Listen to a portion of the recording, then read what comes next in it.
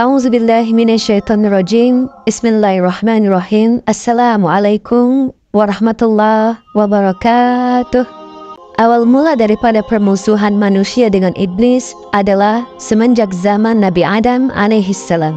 Saat iblis kemudian membangkang untuk sujud kepada Adam. Bahkan dalam Al-Quran beberapa kali Allah Subhanahu wa Ta'ala mengkisahkan awal dari permusuhan manusia dengan iblis melalui kisah Nabi Adam. Satu di antaranya dalam Al-Quran surah Al-Baqarah ayat ke-34. Permulaan awal surat Al-Baqarah, Allah berfirman, "Wa idz qulna lil malaikati isjudu li Adam, fasajadu illa iblis, aba wastakbaru wa kana minal kafirin." Kata Allah Subhanahu wa Ta'ala, dan ingatlah ketika kami berfirman kepada seluruh malaikat. Ketika Allah memerintahkan seluruh malaikat untuk sujud kepada Adam, fasajadu, seluruh malaikat taat kepada Allah, sujud di depan Nabi Adam alaihissalam.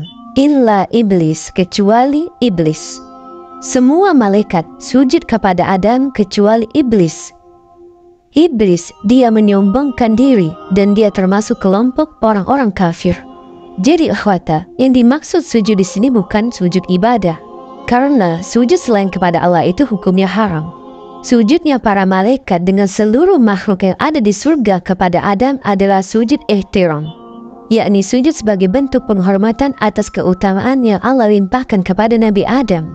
Karena memang Adam ini makhluk baru, sedangkan iblis, malaikat sudah diciptakan ribuan tahun yang lalu sebelumnya. Tetapi Adam diciptakan dalam kondisi yang serba lengkap, tidak seperti malaikat. Kalau malaikat diciptakan hanya dikasih akal saja, nafsu tidak diberikan. Sedangkan iblis diciptakan oleh Allah, akal dikasih, nafsu dikasih, tapi fisiknya kurang mendukung. Tapi Adam, kita, manusia, diciptakan dalam bentuk fi ahsani takwin, yang sempurna. Bentuk fisiknya sempurna, dikasih akal, dikasih nafsu. Sehingga atas kesempurnaan yang Allah berikan kepada Adam, kemudian para malaikat diperintahkan untuk sujud. Sujud semua malaikat, kecuali iblis ini. Kenapa iblis kemudian tidak mau sujud ihtiram kepada Adam? Pertama, dia mengatakan bahwa bahan baku saya dengan Adam beda. Adam diciptakan dari tanah, saya dari api. Iblis menganggap bahwa unsur api lebih mulia daripada unsur tanah. Yang kedua, ada sisi senioritas. Iblis merasa bahwa saya ini orang tua, saya lebih senior. Saya diciptakan lebih dulu daripada Adam. Masa Adam anak yang kemarin sore, sementara saya sudah lama diciptakan, saya tunduk dan patuh kepada anak yang kemarin sore. Mestinya Adam dong, anak kemarin sore, sujud dan hormat kepada kami, kata iblis. Maka atas kesombongan inilah, iblis kemudian oleh Allah diusir dari surga. Nah, ketika iblis terusir dari surga ini, kemudian dia bikin satu pernyataan, satu proklamasi. Dianggapnya gara-gara Adam saya terusir dari surga. Maka muncul dendam kesumat dari hati iblis, bahwa saat ini aku proklamasikan, Adam dan seluruh anak keturunannya musuh bebuyutan kami, kata iblis. Adam dan seluruh manusia, anak cucunya merupakan musuh besar saya. Aku akan belokkan dia dari jalanmu ya Allah. Aku akan halangi mereka untuk beribadah kepadamu. Dan engkau akan mendapatkan dari mereka sedikit sekali orang-orang yang bersyukur kepadamu. Jadi, iblis ini sudah divonis masuk neraka. Maka disebutnya ya mal'un, yang terlaknat, yang terkutuk. Iblis divonis oleh Allah karena kesombongannya bahwa dia kelak akan menjadi penghuni neraka untuk selama-lamanya. Maka, visi misi iblis, proyek utama iblis, bagaimana caranya agar dia mendapatkan teman yang sebanyak-banyaknya di kalangan anak cucu Adam untuk menemani dia di akhirat nanti. Maka ikhwata, visi misi iblis, proyek utama iblis, bagaimana caranya agar dia mendapatkan teman yang banyak di kalangan anak cucu Adam untuk menemani dia di neraka nanti. Setidaknya ketika dia dihukum oleh Allah, dijebloskan ke dalam neraka, kau sendirian kan menyakitkan sekali. Tapi kalau rame-rame itu kan seru mungkin ya, itu mungkin kata iblis. Maka dia dendam, enak saja Adam dan anak keturunannya masuk surga, sementara aku masuk neraka, tidak bisa. Maka cara apapun akan dilakukan agar kita manusia terjebak kepada jebakan syaitan, sehingga menemani iblis dari dunia sampai di neraka nanti, na'udzubillah min zalik. Nah kemudian akhwata, ada satu keterangan Umar bin Khattab bahwa namanya iblis ini memiliki 9 keturunan. yang masing-masing keturunan ini memiliki tugas yang berbeda-beda. Namanya berbeda-beda, tugasnya juga berbeda-beda. Pertama ikhwata, ada iblis yang bernama Zailatun. Iblis yang bernama Zailatun ini tugasnya adalah menggoda para pedagang di pasar. Mereka menggoda para pedagang di pasar agar mereka ini selalu melakukan kecurangan-kecurangan di pasar. Agar mereka melakukan penipuan-penipuan ketika transaksi jual beli di pasar. Ini tugas dari iblis yang bernama Zailatun. Jadi, ketika disebutkan nama Zailatun, itu bukan satu iblis, tapi mereka banyak. Bangsa Zailatun ini, tentaranya banyak. Mereka menyebar di setiap sudut-sudut pasar, menggoda agar para pedagang, terutama di kalangan umatnya baginda Rasul dan seluruh umat manusia yang beriman kepada Allah, digoda agar mereka melakukan berbagai macam kecurangan saat transaksi jual beli di pasar.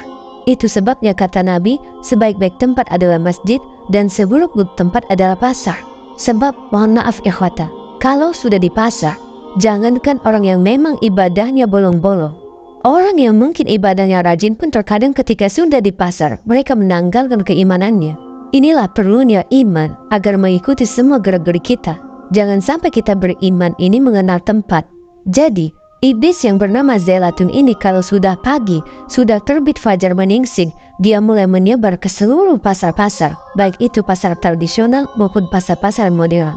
Terus mereka akan menggoda manusia agar mereka menipu pembeli.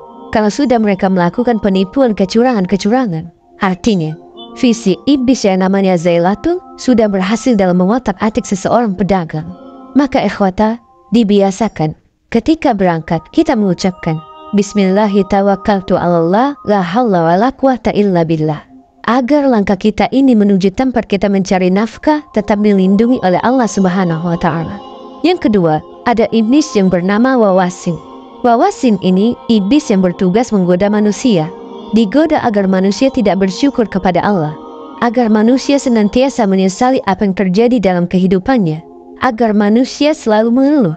Walaupun mengeluh ini merupakan tabiat dari seorang manusia, bahwa Allah ciptakan manusia dalam kondisi yang selalu serba mengeluh. Tetapi mengeluh-mengeluh yang sifatnya tidak wajar ini yang menyebabkan iman kita menjadi kropos. Yang Allah berikan kepada kita ikhwata, semua merupakan bentuk ujian. Bahagia itu ujian, kesedihan itu ujian, sengsara itu ujian, keberuntungan itu ujian, miskin itu ujian, kaya itu ujian, jadi pejabat itu ujian, jadi rakyat juga ujian, karena hakikat daripada hidup adalah ujian. Jadi, mengeluh ini adalah salah satu sifat karakter manusia yang memang ditumbuh-tumbuhkan oleh iblis Wawasin ini. Agar apa?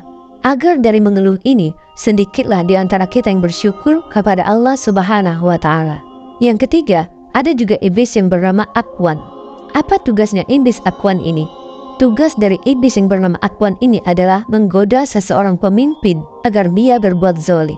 Menyeret seorang pemimpin, menjerumuskan seorang pemimpin agar dia berbuat zalim dan sewenang-wenang terhadap rakyatnya. Dia, iblis Akwan ini berbisik, kamu kan pemimpin. Kalau kamu mengambil bagian dari jabatan kamu, ya wajar. Ngapain urusin rakyat? Yang penting kau sudah jadi pemimpin. Nikmati semua fasilitas negara. Kamu sudah berjasa kepada negara ini. Kalau korupsi, ya wajarlah. Kalau kau sombong, engkau angkuh sewenang-wenang, ya namanya juga pemimpin. Pemimpin yang sewenang-wenang, dia dicintai oleh yang namanya iblis Akwan ini. Termasuk ketika kita jadi pemimpin di rumah tangga kita. Kita para suami, sebagai seorang kepala rumah tangga, jangan sewenang-wenang terhadap anak kita, terhadap istri kita. Karena mereka adalah titipan dari Allah dalam kehidupan kita yang harus kita jaga. Kita arahkan, kita didik mereka, agar menjadi orang-orang yang membawa kita taat melaksanakan ibadah kepada Allah. Ikhwata, jangan jadi seorang kepala rumah tangga yang sewenang-wenang. Mentang-mentang dia mencari nafkah, lalu sewenang-wenang, jangan. Inilah iblis Akwan. Iblis yang tugasnya selalu menggoda para pemimpin agar mereka berbuat zalim. Yang keempat, ada iblis yang bernama Hafaf. Iblis yang bernama Hafaf ini tugasnya agar orang suka meminum minuman keras. Dia ciptakan sesuatu yang indah ketika orang sedang mabuk, agar mereka ini tidak bertobat kepada Allah Subhanahu wa Ta'ala sampai mati. Kata iblis Hafaf ini, minumlah ini biar beban hidup kamu menjadi ringan. Segala masalah yang kau hadapi akan terasa ringan bahkan hilang. Minum saja ndak apa-apa mumpung masih muda. Taubatnya nanti kalau udah tua. digoda manusia agar terangsang kepada minum-minuman keras. Jadi ikhwata, kalau orang berangkat ke tempat membeli minuman keras, iblis sudah senyum. Ini sudah tanda-tanda mau mabuk nih, kata iblis. Ketika dia datang membawa minuman keras, makin girang iblis itu. Ketika kemudian botol minuman keras dibuka, iblis makin tertawa lebar. Ketika minuman keras sudah dituangkan di gelas, iblis tertawa terbahak-bahak. Ketika kemudian minuman itu sudah masuk ke mulut, masuk ke kerongkongan, masuk ke badan, iblis bahagia. Menari-nari si iblis, artinya apa? Semakin banyaklah teman-teman saya yang masuk ke dalam neraka, kata iblis. Karena ikhwata, induk dari semua kejahatan manusia itu bersumber dari sana. Orang bisa membunuh, orang bisa memperkosa, orang bisa merampok, orang bisa berkelahi kalau dia sudah terkontaminasi dengan minuman keras.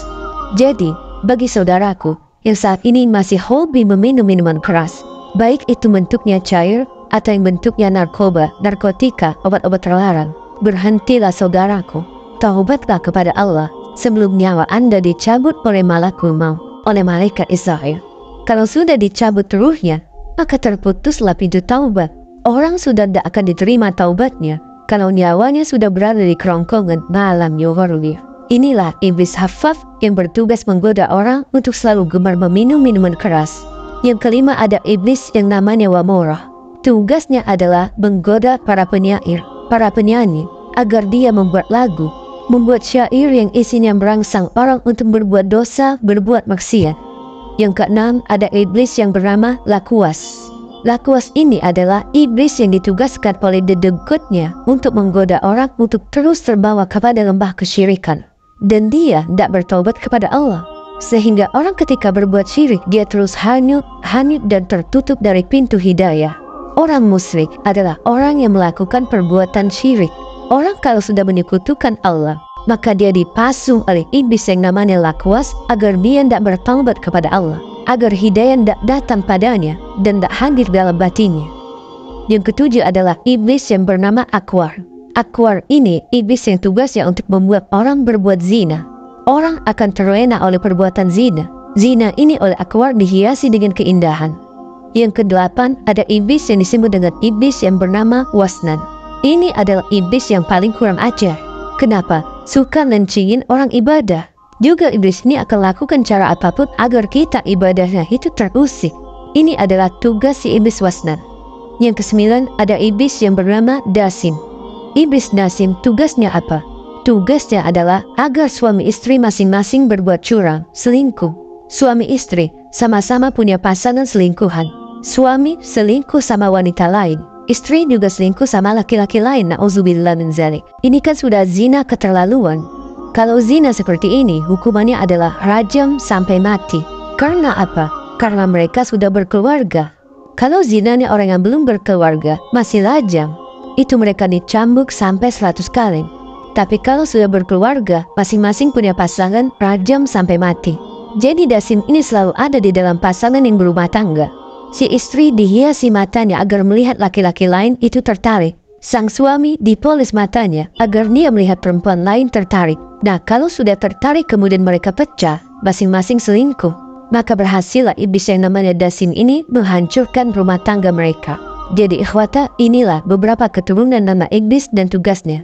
Semoga kisah ini ada manfaatnya. Subhanakallahumma bihamdika, asyhadu an la ilaha illa anta, astaghfiruka wa atubu ilaik. Wallahu ta'ala alam. Assalamualaikum warahmatullahi wabarakatuh.